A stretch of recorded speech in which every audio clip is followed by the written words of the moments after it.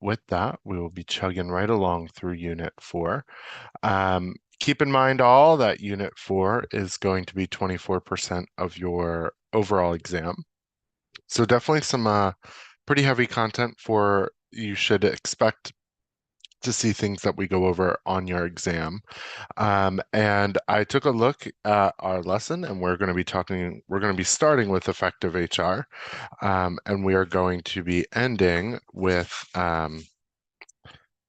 different things around organizational design and development. I know we're going to have a conversation about HR technology, um, and many other things. So definitely be prepared for that. Hopefully you had the opportunity to take your exams, just so that again, you know where you're starting and where you need to focus your attention. Um, and we have a tutorial tomorrow for summary of legislation. That's going to be from 12 to 1.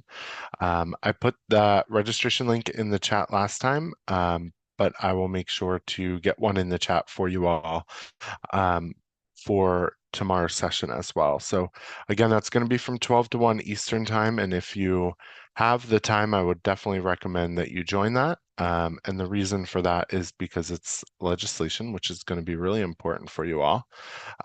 So definitely try to make it if you can. Again, by the end of the session, I will put that in the chat. Actually, I'm going to do it right now because I have it up already. I just need to go right here. Summary of legislation. Copy.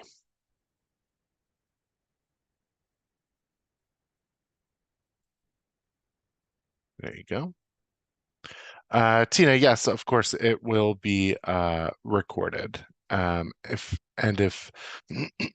participants from the session from this class don't join, then they'll just put an old recording from like last cohort there. So it'll still be content for you all. But definitely, if you have the ability to attend, I would recommend it. All right, so let's go ahead and get started here. We are going to be talking again about effective HR, HR technology, and organizational design. And so starting with effective HR on page 271, here are your learning objectives.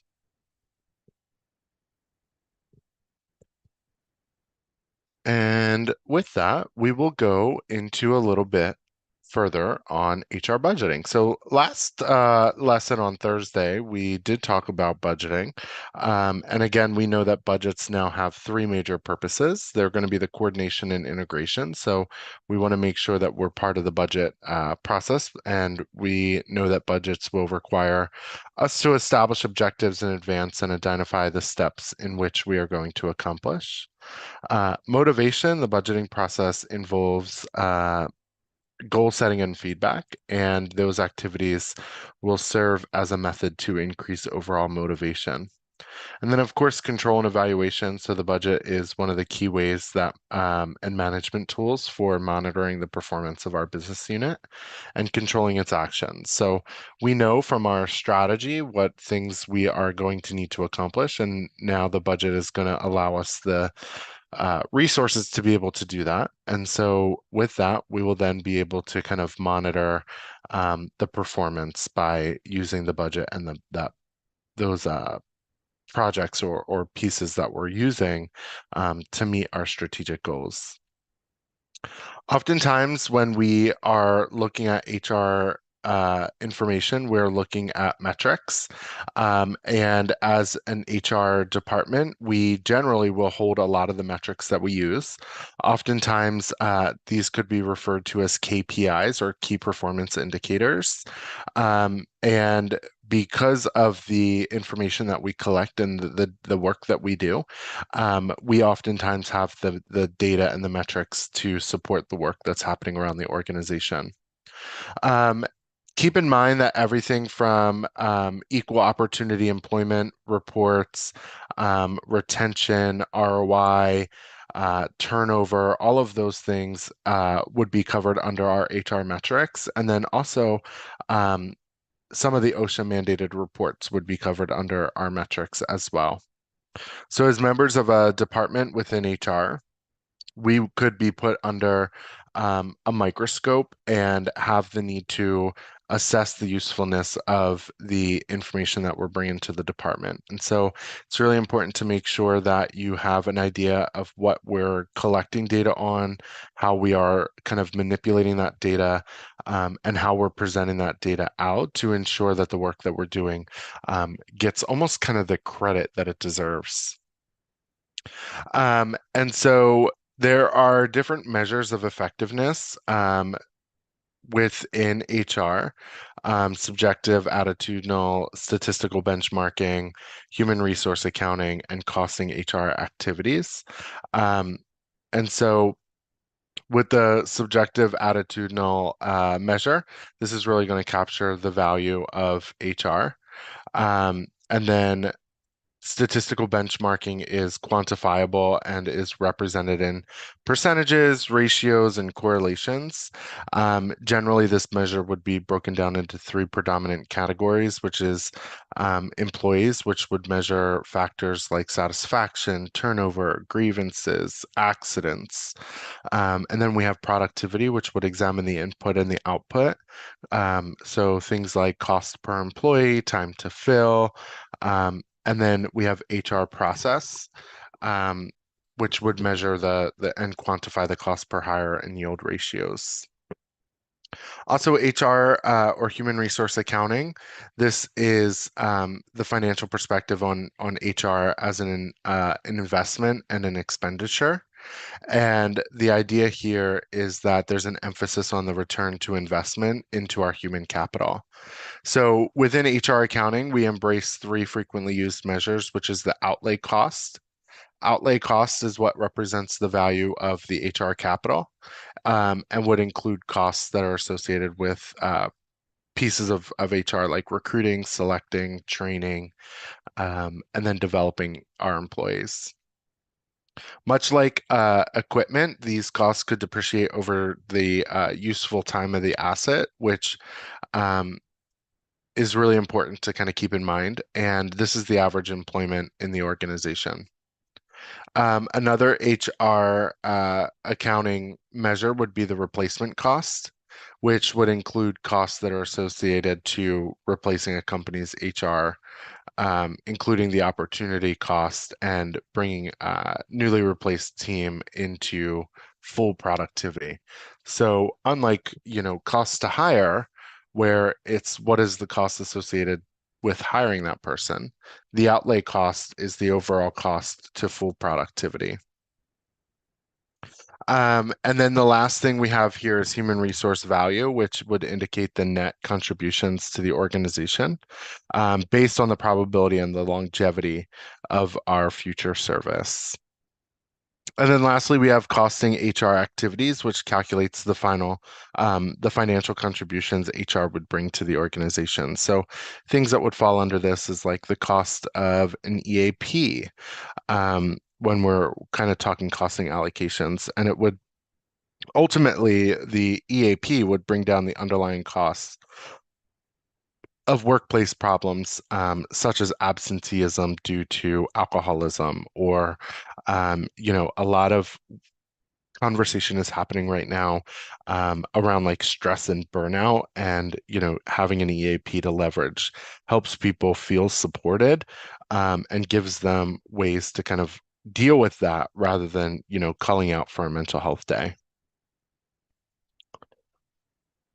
When we talk about HR metrics, we oftentimes refer to this as an HR scorecard or a balanced score sheet. There's a couple of different ways that you can kind of leverage this. And what it does is it really tells the impact of HR, and the work that HR is doing to support the organization. So things that you would see on an HR scorecard could be revenue per labor cost, human capital ROI, HR expense, absenteeism rate, turnover rate, or the attrition rate. Remember, turnover, we want turnover to be relatively low. Um, Cost to hire, time to fill, training investment, employee benefits as a percent to payroll. Um, a lot of things you'll see if you're looking at like best practices, a lot of things are by percentage of payroll. So, they say your recognition and appreciation budget should be 1% of payroll, or, different benefit costs. Typically speaking, I know we kind of over accommodate, but we average about 28% of a salary to be towards cost of benefits. And so it's really important to kind of see what that looks like in terms of overall payroll. All of these things typically would get reported out depending on how involved you are, and how you're tracking kind of KPIs and if you are reporting them out. Typically, this could be quarterly, or annually, but it shows kind of the work that HR is doing. One of the ways that people save money is through outsourcing. Um, Outsourcing is pretty common, in human resources and in other industries as well. But with HR, outsourcing, it's kind of outsourcing the specialist role to perform those HR functions. And so we have a professional employer organization, and so that's commonly referred to as a PO. With the PO, we have co-employment relationship, and that person that we use as the professional employment employer organization would manage everything from recruiting, admin, payroll, legal compliance. The company that you hire would hold a direct relationship to career progression, training, all of those things. And the idea here is that maybe you're working with a startup, and the startup doesn't really have, necessarily the need for an HR department just yet. And so what they'll typically do is they'll bring in like a PO, and the PO will help them get HR kind of off the ground. And, they'll start helping with training and development and creating policies and procedures. And they'll work kind of with you, throughout that process. And then once you get to a certain point and you're ready to have, an HR department internally, the PO will typically hand that over to the professional within the organization. And then we have the employee leasing. So, with employee leasing, it supplies employees from temporary employment agreements. So you're typically using like a staffing agency kind of relationship. And the employee that you bring, the person that you bring on isn't your employee typically. They are, an employee of the company that you're using. For instance, Kelly Services is something that comes to mind. And if you bring somebody in from Kelly Services, their employer is Kelly Services. And so you would typically connect with your account rep from Kelly Services, regarding that person or things that you need to do. They wouldn't typically clock in and clock out under your time system. Typically, they would use their own, and things like that. It's really important when you do employee leasing that you keep that kind of co-employment, to make sure that, they're not your employee and you don't want them to think that they're your employee. And so these are two ways that you can outsource. And the other piece that gets outsourced often, is entire functions of HR. And so you may, hire a third party company that manages your benefits. And so you're outsourcing your benefit administration. Or you may outsource, payroll, and then you would use that third party to do all of your, payroll functions as well. So let's take a look at our first knowledge check before we move on, and just go ahead and put that in the chat for me.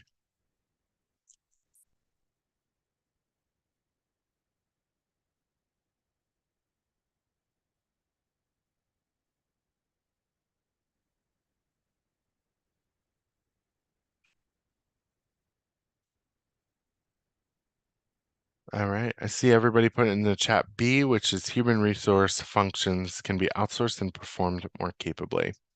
Yep. So the primary advantage of using a professional employee organization or a PO would be that, we can outsource that function and have it taken care of by that third party. So companies, may outsource all of their HR functions with the assistance of a professional employer organization or a PO, or through an employee leasing arrangement. These companies contract with employers and manage all of the human resource functions and claim to provide an integrated and cost-effective approach to managing the employer liability by contractually assuming substantial employer rights and responsibilities. We'll talk a little bit more about things like this during our risk management, but this could potentially be a risk management strategy as well. Um, kind of outsourcing a function, and we'll talk about that later on. I believe it is in Unit 5, but I will confirm that. All right, so that's the end of this module, and we are going to dive right into HR technology. Um, Here are your learning objectives for this section. We're going to start this on page 278.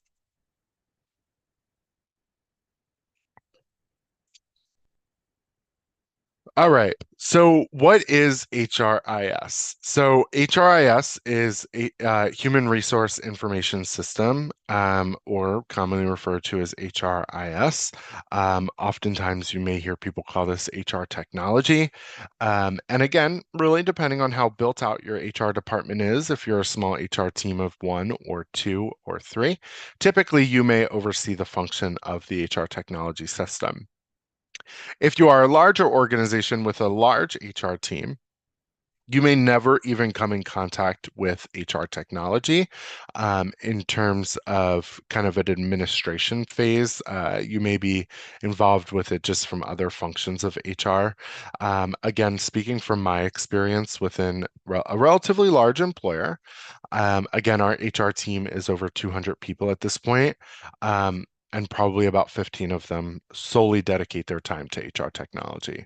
So while I may use our system, I would typically partner with them to um, discuss a change or implement a new process, and they are the subject matter experts on it. So I would not consider myself a subject matter expert on HR technology. However, they are. So within this kind of HRIS system or platform, again, depending on how involved your HR system is, you may see things that are pretty sophisticated or integrated within the Human Capital Management System or HCM. And with that, it's essentially going to be kind of like a document repository. And so oftentimes you'll see things in our HRIS system like a job application and an I-9, and you'll see all of those required pieces, which really helps you kind of keep everything together, structured.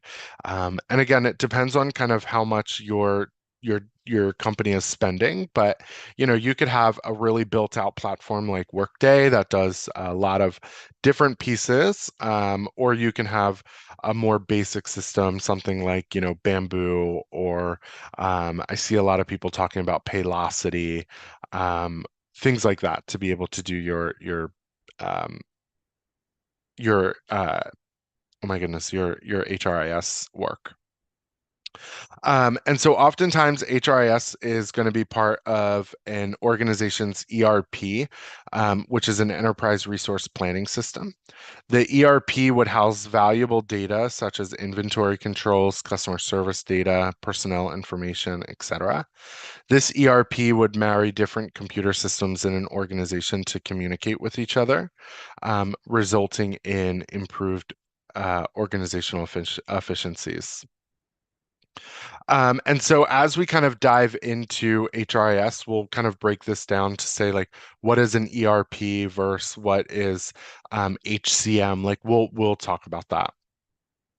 There are some major uses for HRIS platforms, and they would include HR planning. So this helps us to anticipate personnel movement and the needs that are aligned with the business.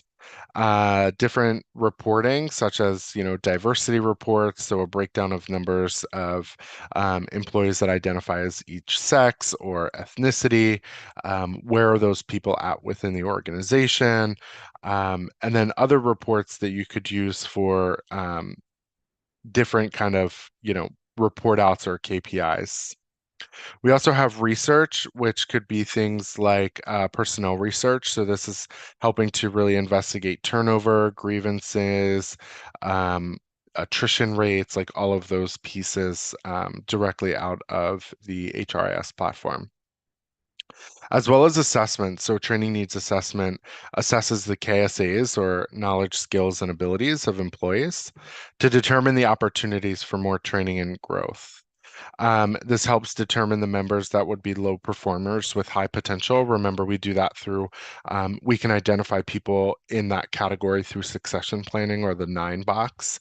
And we talked a little bit about succession planning and the 9 box, but it's like people all the way in the bottom left corner are like low performers, low potential. People all the way in the top right corner would be high performers with high potential. And then people kind of fill in all over the boxes. And you want to focus on, you really tend to focus on the people closer up in that top right corner with the high potential. And that's high potential for them to stay with the organization and move up. They may just need more time, um, excuse me, time and resources to be able to develop their skills.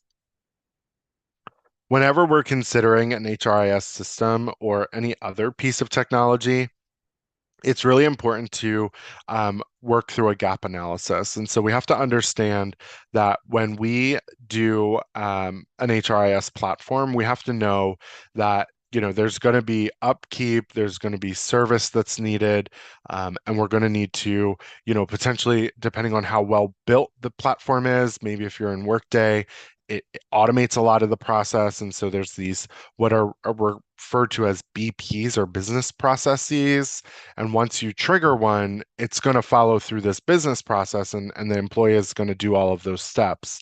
And so if something changes, it's really important to know that as an HR professional that may be having oversight over HR technology, you would then need to assess what that does to your current build out. And so, for instance, we got the change back in October around I-9s. And so, that's a new I-9 form. And how do we build that into that business process to make sure that employees are getting the new I-9 form? And then we didn't have to view the I-9 form after hire and view their documents. And so, can we move that into the process to kind of loosen up that bottleneck that may have been created and build it out to be more free flowing. And so it's really important for us to have an idea of what changes are happening and then be able to identify where we need to implement change throughout our process. And so we're going to continuously be updating, if you are using like a SaaS platform or a service, a software as a service, they're going to be pushing out updates. And so, what do those updates do? How do you implement the updates? Do those updates have any implications to the process? Maybe in an update, they're ending something, support for something that you're using, and how do you transition that into another piece of the platform? And so it's really important to make sure that the HRIS platform is meeting your needs. And if it's not, you need to start identifying other organizations or other platforms that will be able to meet your needs. And so a gap analysis will really help you kind of to compare what you are in current state versus where you need to be and what is the gap in there that you need to solve for. And so the gap analysis by definition is a means of comparing the current situation to the desired situation in an effort to identify the gap or the changes that would be required to reach our desired state. Um, gap analysis is are A gap analysis is not only important in this instance. We typically use gap analysis pretty often, especially when we're thinking about changing a process or just doing overall process improvement. Now, this is one of the slides that I was just mentioning to you that we'll dive a little bit deeper into. And so, an ERP or an enterprise resource planning program really kind of helps you bring multiple programs into one. And typically you have an ERP kind of person that oversees that strategy to make sure that it kind of aligns with the organization and doesn't start getting all out of whack and into the whole this huge out of focus issue, just with a whole bunch of integrations that are not necessarily solving problems, but kind of putting band-aids on small issues. And then as we start to break down what our HRIS is versus our HRMS, which the HRMS is a human resource management system. You can see that in HRIS, we have recruiting, ATS, which is the applicant tracking system. We have our core HR, so that's all of our data, benefit administration or open enrollment, absence management, compensation, training, workflows, self-service, and reporting. Self-service is really important. There are other platforms that don't allow for self-service, but it is important to have self-service. And there's actually a commercial that comes on often. I think it's maybe like Paycor or something, with Barbara Corcoran from Shark Tank. And she's talking about how important it is to have employees manage their own data. And the reason for that is because as things change, an employee is kind of almost groomed, if you will, to be able to go in and update it themselves. And it takes that bottleneck out of the HR function. And so we're not, manually adding everybody's address into the system. It allows people to do the work themselves, fill out their profile, and submit updates as needed. And then reporting. And then HCM, which is human capital management, has all of the functions the HRIS does, but also adds functions like onboarding, performance, position control, succession planning, salary planning, global functionality if you're in other countries, and again, additional analytics. And then we have the HRMS, or the Human Resource Management System, and that's really going to be a blend of both HRIS and HCM, but also typically will integrate payroll or time and labor management. Oftentimes, the human resource management system doesn't necessarily have scheduling and time management capabilities, but sometimes it does. So you can see that if you have an HRIS system, then you go into human capital, and that's because you're getting a lot more stuff in it. And once you kind of go into the human capital side, you're having a lot more functionality with onboarding, performance. I know with our Workday platform, we have all of our supply chain stuff in there, all of finance is done in there. But our system that does our payroll and timekeeping is UKG or Kronos. So we're in the HRMS space, where we have kind of all of this functionality. But my organization um, definitely paid seven figures for the Workday functionality that we have. So um, that's not necessarily always feasible for places, especially if you're, a smaller startup or, um, you know, 2, 3, 4,000 people. Let's talk about HR portals. And HR portals is an individualized access to personal information and company resources in a self-service platform. Um, Oftentimes, you may see this built out again with technology. And this kind of self-service model really follows the shared services model. And with the shared services model, it's really centralizing your functions of HR. And so again, as your company gets bigger or you go into a larger company, you may see this happening. It's based off of a ticketing system. Now, other systems do ticketing, but you may typically see this with things like ServiceNow. Um, I know there's a application called Workfront that does things like this. Um, Workday is getting into the ticketing space as well. And what it does is it allows people to call like a central number. And maybe there's, depending on the size of the organization, 2, 3, 4 people answering these phones. And they're putting in tickets and they're routing those tickets to the appropriate parties. And what this does is it frees up your time to be able to do the work that matters, and then be able to dedicate time to tickets to get answers to out to people to their questions rather than somebody necessarily, just stopping by your office or sending you an email or calling your phone because they know that you work a lot quicker than your counterpart in HR. And so you find yourself kind of answering all these questions. And so through HR portal, it really allows people to use the technology, and you may have like knowledge articles. So, in our portal, once you start typing a question, it's much like Google, and it starts to autofill and it gives you what they think is relevant and what you're looking for. And there's a knowledge article. The idea is that the knowledge article is going to answer your question, but if it doesn't, you would then put in a ticket, and the ticket would either get answered by our tier one team or it would get routed to the appropriate party. This kind of gives people the ability to have um, asynchronous access so they can access it whenever they want. Typically, it's available. We have ours through like My Apps portal. It gives people the access to review and approve employee actions and requests. So, vacation requests, data requests, things like that.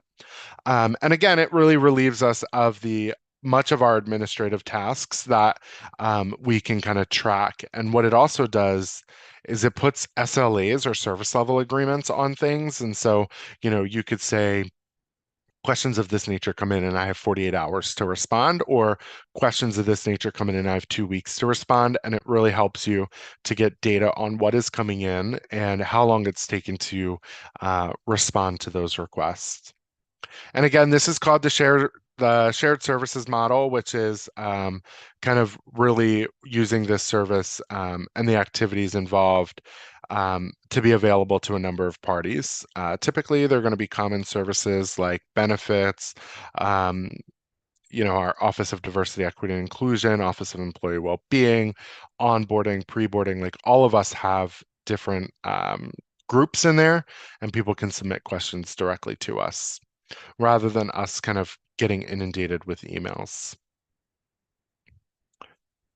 Let's talk a little bit about virtual teams. Now, we know that virtual teams has become a huge thing since the pandemic. So, back in 2020, there were definitely a lot of companies that were doing kind of virtual work, but it was definitely not the norm like it is these days. And people actually were like dying to get a virtual job. Like, people just wanted them.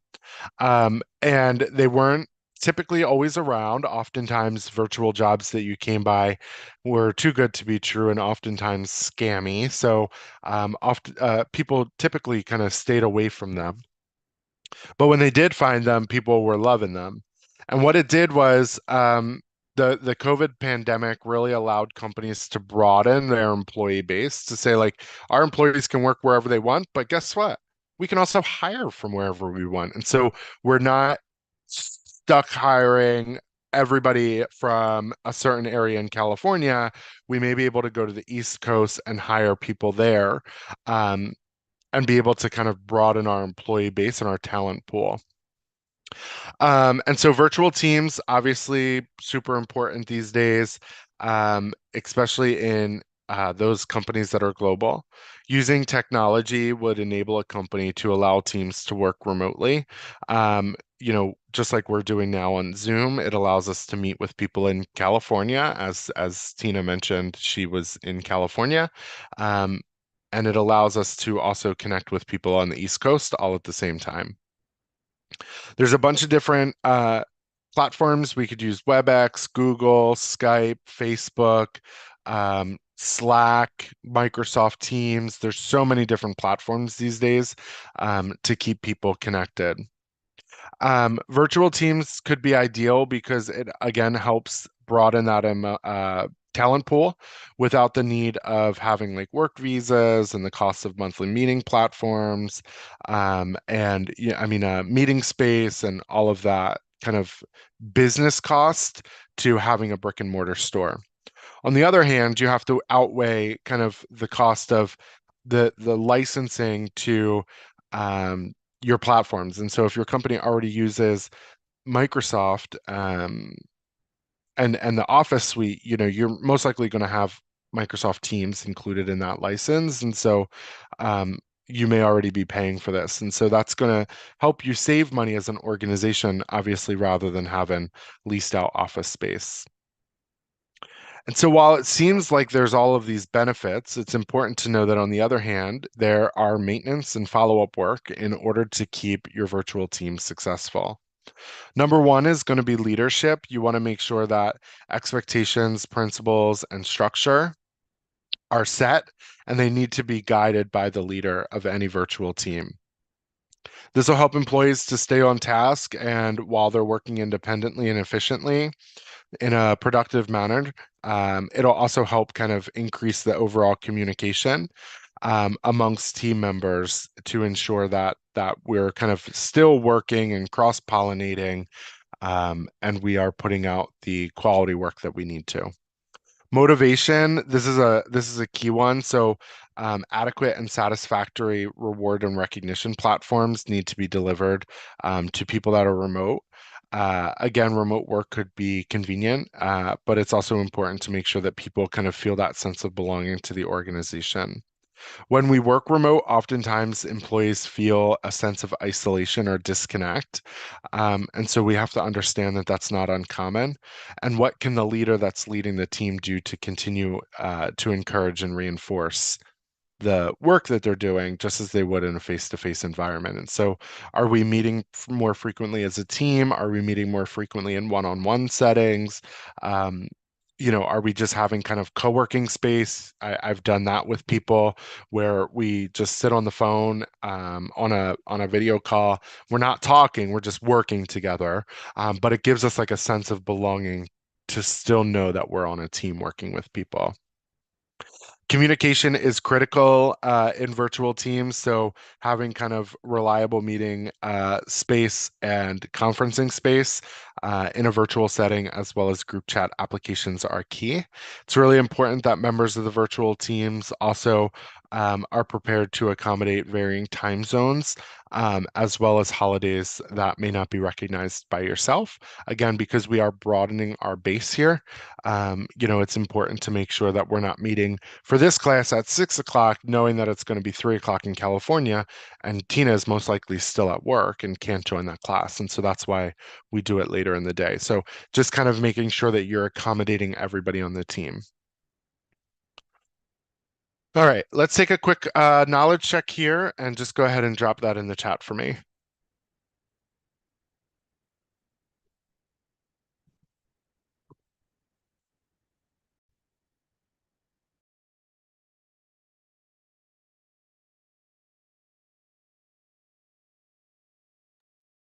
All right, I see everybody putting A. So a crucial factor that is essential for for the success of a virtual team is blank. A, technology that allows them to communicate effectively. That is absolutely correct. So as we just mentioned, there are three factors that are essential to the success of virtual teams. That's going to be effective leadership, effective motivation, and the ability to communicate. As we are aware in this instance alone, technology makes it possible for groups of people to effectively work together without being in the same location. Thus, everybody would be part of a virtual team. All right, let's go into our last section here, which is organizational design and development. Here are your learning objectives.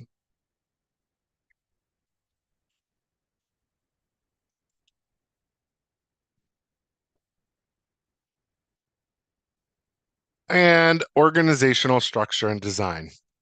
All right. So just by a quick show of hands, it's a small group.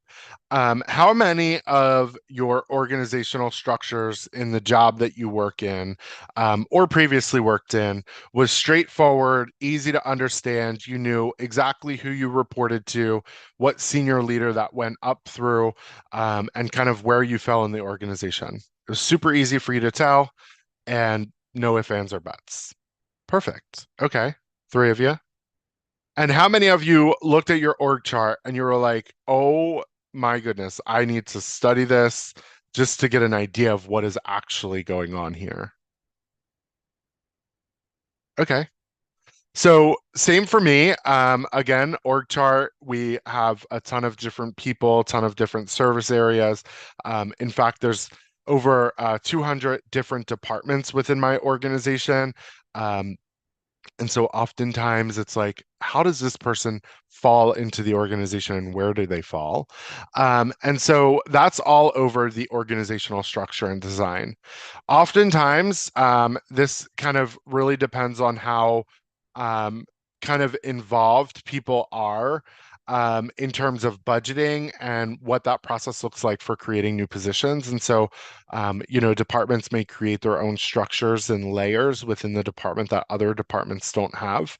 And so the organizational structure is going to be our fixed relationships that exist among jobs within the organization. Our organizational design is the process of creating that structure. And so, again, depending kind of on where that departmentalization falls, whether or not people have the autonomy to do what's right for their department, or if that needs to go up through like a review board. People may be creating and recruiting for positions that you're like thinking to yourself, like, what is this person going to do? Um, and so when you're doing the design, it's really important to think of departmentalization, delegation, coordinating, mechanisms, division of labor, and span of control. Now, obviously, if a leader has 45 direct reports, chances are that's not going to be a good structure. And that's not a good relationship for those 45 people with their leader. And how can the leader effectively manage 45 people? Think about when performance evaluations come. That person has to type out 45 different evaluations. That person has to have 45 different one-on-one interactions with people. And so it's really hard to do that. And so it's important to kind of have those layers to say like, okay, well, instead of one leader having 45, maybe we have a director, a senior manager, a supervisor with people kind of falling in each layer. And then again, one of the things that you have to keep in mind is like, once this gets too big for your britches, once it gets too large, then what do we do? For instance, we actually just hired a consultant, and the consultant that we have working with us is going over our entire org structure, and they're going to tell us like, okay, these are positions that need to be realigned within the organization. And these are ways that you can lead your organization more effectively with the people you have by kind of doing a redesign. And so org structures could be challenging, especially when it comes to things like matrix reporting. A matrix report, we'll talk about it a little bit more, but a matrix report is somebody may report to you, but they also have another leader within the organization. But in an org chart, you can't really show that effectively. And so typically the matrix reporting is referred to as a dotted line. So it's not an actual line to that person, but the person in the position knows that they kind of have two leaders. And those two leaders would then work together on, performance and compensation and overall goals and all of that to make sure that it aligns for both leaders. Departmentalization is really important. So we can have functional departmentalization, which is where people focus on one function, but it may cause sub-optimization. So you can see in the design that we have here, we have the CEO, and the CEO has a marketing, production, sales, HR, and finance person reporting up to them. Sub-optimizing refers to how the department acts independently and fails to collaborate with other departments. A way that we could balance sub-optimization is a company incentive that recognizes that inter department contribution. For instance, we do a yearly engagement survey, and on the engagement survey, one of the questions is, I feel like my department communicates well with other departments. And oftentimes we have sub-optimizing, and so oftentimes the answer to that is no, I don't feel like my team collaborates with other people because we are so worried about the work that we're doing that we don't even realize how it impacts other people around the organization. So sub-optimizing, we want people to cross-pollinate and quote unquote break down the silo. And then you have departmentalization by product. And so this kind of duplicates jobs in each product line. And with that, you may see a duplication of roles, which isn't necessarily always a bad thing. It allows peers to kind of connect, which limits that sub-optimizing. And so, now you can see in the yellow image here, the CEO has a direct report that oversees health, beauty, food, admin, and finance. And within each of those roles, you can see the health leader has research and development, manufacturing, finance, marketing, and customer service. But what's really important here is that as a leader, you encourage communication across the teams this way. So maybe we have weekly meetups where manufacturing talks to the manufacturing representative from health, beauty, and food, or the marketing person speaks to the marketing teams across all of these areas. And so that's how you would kind of be able to help with that sub-optimizing. And then we have decision making. So decision making could be centralized or decentralized. And with centralized, the authority to make organizational decisions is retained by top managers. Um, this is kind of keeping organizational structure. Also could be seen oftentimes as like micromanaging. And I know in my day to day, sometimes it gets annoying when I ask my manager a question and my manager feels like she has the need to ask her manager, who then, quote unquote, runs it up the flagpole. Whereas if it were decentralized, the power and the authority would be extended to supervisors um, at lower levels of the organization. Um, and so if I ask my manager a question, my manager under a decentralized decision-making scale, my manager would feel empowered to make the decision and give the answer there rather than quote unquote running it up the flagpole. We have formal versus informal rules. And so what this is kind of like as we have like a variety of mechanisms to achieve the coordination, there are different methods to achieve overall coordination. And this is shown along a continuum of how much discretion is allowed for each worker. So you can see direct supervision and rules all the way over to the left, standardization of work processes, standardization of outputs, standardization of skills, and then mutual adjustment. And then we'll talk division of labor. So this is the extent to which jobs can be specialized. And so um, with this in specialization, when it's low, employees perform a variety of different tasks. And then when it is high specialization, employees would only perform a single task. And so oftentimes, that's where you start to feel when people would refer to like this like lab rat mentality where it's like I'm just doing the same thing. I'm running on the wheel all day doing the same thing. For me, my ADHD is way too out there to be able to deal with high specialization, and so I'm not going to be able to do the same thing over and over. I need to be able to come into work and kind of have a different thing happening each day to kind of keep me connected. When you are looking at the appropriate level of specialization, it's important to make this decision appropriately because it will definitely have a huge impact on organizational productivity. So when we're thinking about, specialization in a call center environment, if you have a person answering, thinking of this as like a phone tree where it's like press one for sales and press two for tech support, press three for billing. When you have the same person doing that same thing over and over instead of kind of branching out, that's where we're falling on this scale. And so high specialization is like that person is always answering tier two tech support calls, which are the same grouping of calls, and it's just over and over and over. Whereas if it was low, you're working in a call center and you're answering the phone for the company, and you don't know whether it's going to be a tech support question, a billing question, or somewhere on that spectrum. We kind of touched on span of control a little bit. Span of control is the number of individuals that are fall into a group under one supervisor. And so when we have few people to many people, the experience is different for the employee and the manager. Oftentimes, the manager could easily feel very overwhelmed.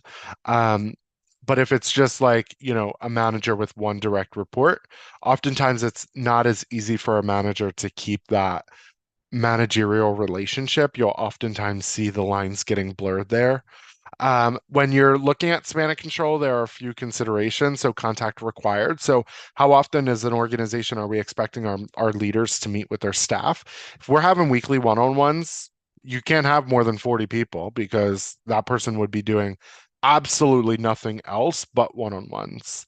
The level of incumbent education and or training. So, if there's a huge gap in between this group of, say, 30 people, and we have high school education all the way up to doctorate level, where does that leader fall within that group to be able to kind of oversee education and training? Again, with contact required, the ability to communicate, and then the nature of the task. It's definitely really important to try and keep your span of control at a set number. And once it starts to get over that number, adding additional layers to the reporting structure is important. And so think about a director having 25 direct reports. Whereas if we put a manager in there, the director can have some of the people, and then the manager can have others, and that splits that span of control. And then we touched briefly on matrix reporting or matrix structure, and you can see matrix structure on a graphic here. So looking at product A, this would be a leader that oversees product A, and this is their team. In a reporting structure that has matrix, you can see R&D, which is research and development, and they also have their team. And so this person has two managers. They have manager of product A and the manager of research and development. Now, it's not always as clean as this. For instance, I have somebody on my team who helps with onboarding and helps with recognition, but also helps manage other programs at the organization that fall more so under kind of like a patient family experience. And so she has a direct reporting alignment to my manager in onboarding, but my manager works with another office to kind of manage her. So it's very similar to this.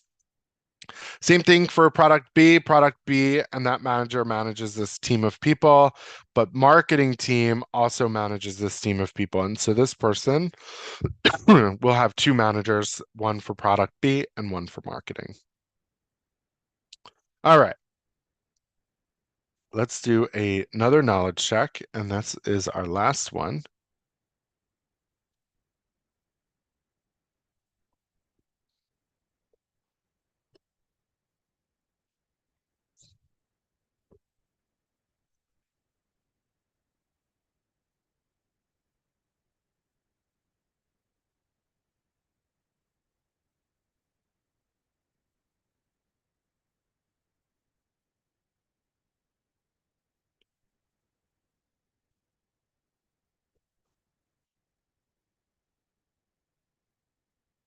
All right. I see people putting in D, which is the correct answer. I also see an A there. So highly decentralized authority is especially appropriate when blank. The correct answer is D. Local leaders are well trained and experienced. Again, in a decentralized authority model, the leader has the ability to make that decision and doesn't need to go kind of quote unquote up the flagpole. And so, with that, we want those local leaders to be trained and experienced in the work that they're doing to know that the decisions are being made appropriately. And so, the decentralization again requires greater competence and experience on part of decision makers. Therefore, it would require greater commitment and involvement. So, critical staff functions, especially affirmative action hiring, must be done right. That is actually going to be a non-decentralized because when we know that it needs to be done right, we are saying that somebody needs to be trained in it. And so a person wouldn't be able to do staffing functions, especially affirmative action hiring, because typically that would be in a less decentralized where it's kind of getting run up the flagpole to make sure that we're making the right decisions. Does that hopefully clears that up for you if you selected A? And with that, that is the end of this section, which means it's the end of the lesson. And so we are going to, let me just stop this recording.